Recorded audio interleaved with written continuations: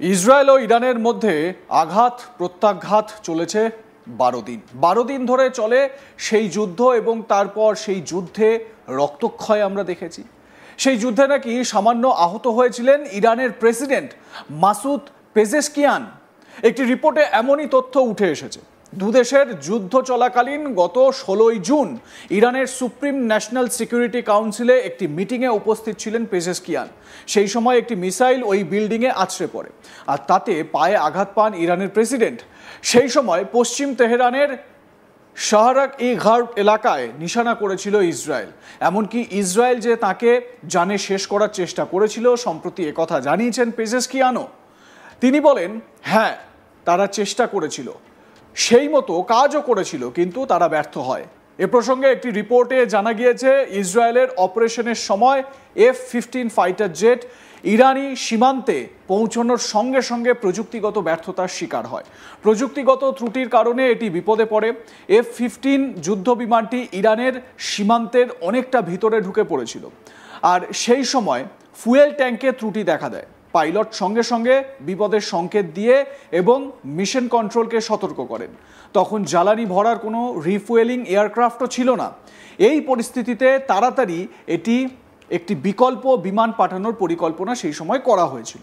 পরিস্থিতি এমন হয়ে গিয়েছিল যে একটি ব্যাকআপ প্ল্যান পর্যন্ত প্রস্তুত করা হয়েছিল। যদি ফুয়েলিং বিমান সময় মতো না পৌঁছতো তাহলে F-15কে কোনো দেশে জরুরি অবতরণ করতে হতো, তবে সেটি কোন দেশ রিপোর্টে তা প্রকাশ করা হয়নি। তবে রিফুয়েলিং এয়ারক্রাফট সময় মতো পৌঁছায় এবং পাইলটকে জ্বালানি ভরিয়ে মিশন সম্পূর্ণ করতে সাহায্য করে। উল্লেখ্য, গত বছরই আমেরিকার সঙ্গে 25টি F-15 ফাইটার জেট কেনার চুক্তি করেছিল ইসরায়েল। প্রতিটির দাম ভারতীয় মুদ্রায় প্রায় 1785 কোটি টাকা। এদিকে আবার ডোনাল্ড ট্রাম্প ও বেঞ্জামিন নেতানিয়াহুর বিরুদ্ধে বড় হুঁশিয়ারি ইরানের শীর্ষ ধর্মগুরুদের অন্যতম গ্র্যান্ড আয়াতুল্লাহ নাসের মাকারেম শিরাজির। আমেরিকার প্রেসিডেন্ট ডোনাল্ড ট্রাম্প এবং ইসরায়েলি প্রধানমন্ত্রী বেঞ্জামিন নেতানিয়াহুর বিরুদ্ধে একটি ফতোয়া জারি করে তাদের ঈশ্বরের শত্রু বলেও অভিহিত করেছেন তিনি। এই দুই নেতাকে ঈশ্বরের শত্রু আখ্যা দিয়ে বিশ্বের মুসলিম ধর্মাবলম্বীদের তাদের বিরুদ্ধে ঐক্যবদ্ধ হওয়ার আহ্বান জানান ওই ধর্মগুরু। ফতোয়ায় বলা হয়েছে, ইসলামী নেতাদের হুমকি দিলে তা সৃষ্টিকর্তার বিরুদ্ধে যুদ্ধ হিসেবে বিবেচিত হবে, যার শাস্তি ইরান আইনে জানে শেষ, শুলবিদ্ধকরণ, অঙ্গ বাদ দেওয়া বা নির্বাসন। মুসলিম বা ইসলামী রাষ্ট্রের পক্ষে এদের সঙ্গে সহযোগিতা করাও অবৈধ বলে ফতোয়ায় উল্লেখ করা হয়। ফতোয়ায় আরও রয়েছে, কোনো ব্যক্তি বা সরকার যদি ইসলামী উন্মাহ এবং এর সার্বভৌমত্বের ক্ষতি করার জন্য নেতৃত্ব এবং কর্তৃত্বকে হুমকি দেয় বা আক্রমণ করে, তাহলে তাকে একজন যুদ্ধবাজ হিসেবে বিবেচনা করা হবে। আর এই ফতোয়ার পরেই প্রশ্ন উঠতে শুরু করেছে, তবে ট্রাম্প ও নেতানিয়াহুকে পৃথিবী থেকে পুরোপুরি সরিয়ে দেওয়ার পরিকল্পনায় কি বোঝাতে চাইলেন ইরানের ওই অন্যতম শীর্ষ ধর্মগুরু? এদিকে ইরানের সর্বোচ্চ নেতা আয়াতুল্লাহ আলী খামেনিও ফের একবার যুদ্ধ প্রসঙ্গে মুখ খুলেছেন। তিনি বলেন, সকলেরই এটা জানা উচিত, আমরা যুদ্ধকে স্বাগত জানাইনি, আমরা ইহুদিবাদী শাসন ব্যবস্থাকে ক্যান্সার হিসেবে জানি। এই সর্বোচ্চ নেতা, যেটা আমি কিছুক্ষণ আগেই বলছিলাম, ইরানের সর্বোচ্চ নেতা, ধর্মগুরু, অন্যতম সর্বোচ্চ ধর্মগুরু, তিনি কি পোস্ট করেছেন বা কি বিবৃতি দিয়েছেন সেটা আপনাদের সামনে দেখাচ্ছি। এখানে বলা হচ্ছে, আমেরিকার প্রেসিডেন্ট ডোনাল্ড ট্রাম্প এবং ইসরায়েলি প্রধানমন্ত্রী বেঞ্জামিন নেতানিয়াহু ঈশ্বরের শত্রু। ইসলামী নেতাদের হুমকি দিলে তা সৃষ্টিকর্তার বিরুদ্ধে যুদ্ধ হিসেবে বিবেচিত হবে, যার শাস্তি ইরানি আইনে জানে শেষ, শুলবিদ্ধকরণ, অঙ্গ বাদ দেওয়া বা নির্বাসন।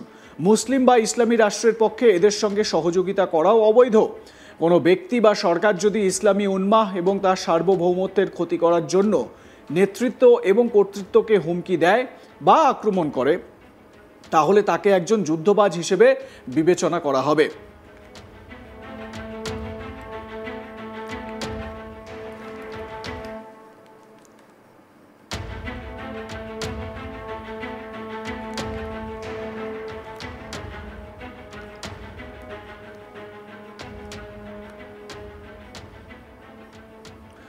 এদিকে ইরানের সর্বোচ্চ নেতা আয়াতুল্লাহ আলী খামেনিও ফের একবার যুদ্ধ প্রসঙ্গে মুখ খুলেছেন।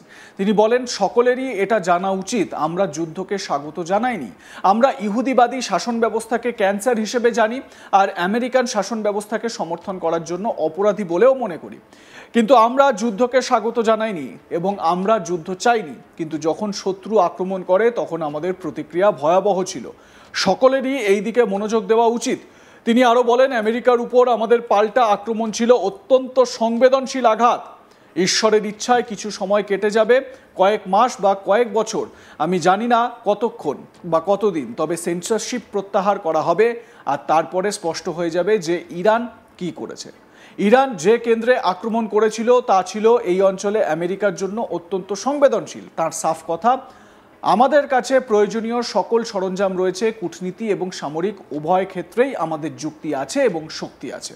ঈশ্বরের ইচ্ছায় আমরা যখনই প্রবেশ করব, আমরা পূর্ণ হাতে প্রবেশ করব।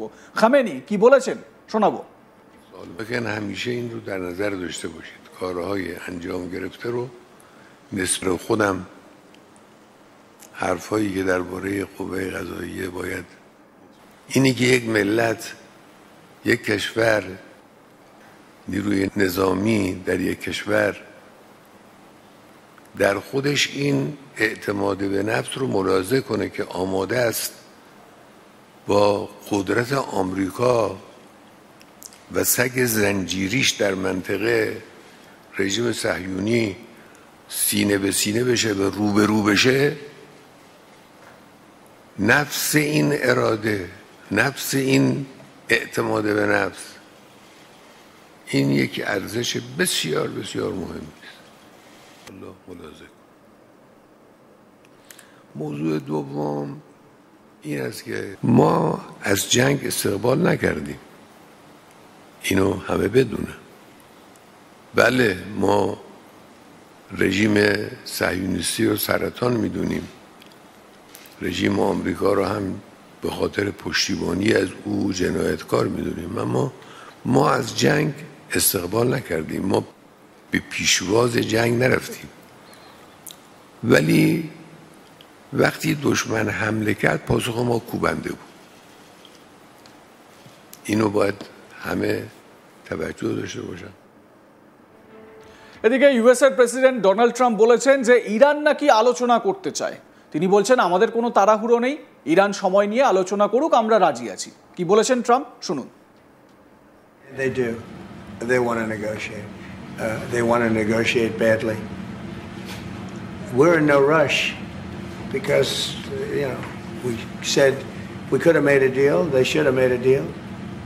And then we bombed the hell out of their various places. We're in no rush, but if they want to negotiate, we're here. Like, comment, share করতে ভুলবেন না। দেখতে থাকুন আজ তাক বাংলা। সাবস্ক্রাইব করুন আমাদের ইউটিউব চ্যানেলটি, বেল আইকন প্রেস করুন নোটিফিকেশন পেতে।